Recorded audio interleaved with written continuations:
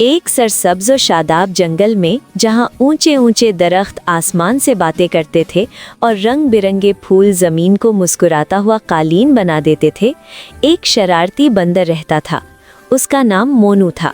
मोनू बहुत फुर्तीला, होशियार और ज़रा सा शरारती था। वो एक शाख से दूसरी शाख पर कूदता, परिंदों को छेड़ता और कभी-कभी दूसरे जानवरों के साथ मजाक भी कर लेता था। इसी जंगल के एक पुरसुकून कोने में एक नन्ही सी सरगोशी रहती थी जिसका नाम बनी था। बनी बहुत मासूम, नर्म दिल और थोड़ी सी डरी हुई थी। वो ज़्यादातर हरी घास खाते हुए या फूलों के दरमियान खेलते हुए वक्त गुजारती थी। बनी को शोर शराबा पसंद नहीं था, इसलिए वो मोनू जैसे शरारती जानवरों से दूर रहती थी। एक दिन जंगल में ज़ोरदार बारिश हुई। दरिया में पानी बढ़ गया और कई जानवरों के घर पानी में डूब गए।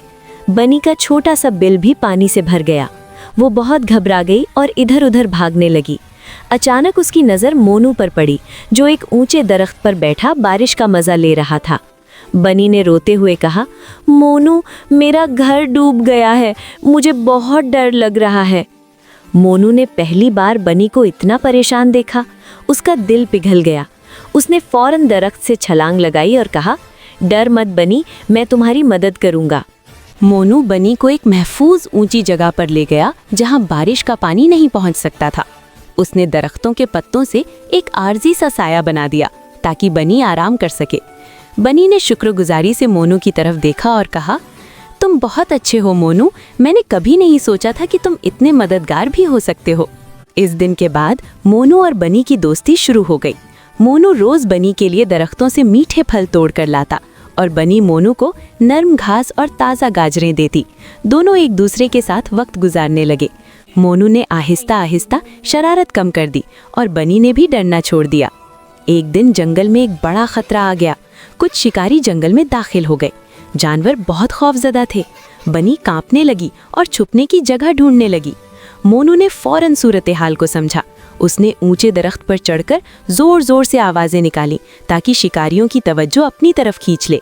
इसी दौरान बनी ने दूसरे जानवरों को खबरदार किया और सबको महफूज गार की तरफ ले गई।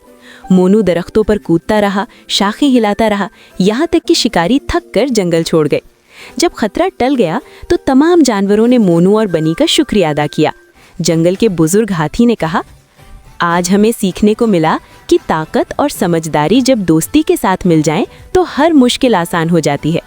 बनी ने मुस्कुराकर मोनू से कहा, अगर तुम ना होते तो मैं बहुत डर जाती। मोनू ने हंसते हुए जवाब दिया, और अगर तुम ना होती तो मैं अकेला रह जाता। इस दिन के बाद जंगल में मोनू और बनी की दोस्ती एक मिसाल बन गई।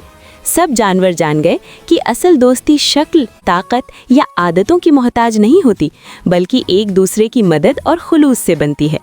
और यूं जंगल में खुशी, मोहब्बत और दोस्ती की कहानी हमेशा के लिए बस गई।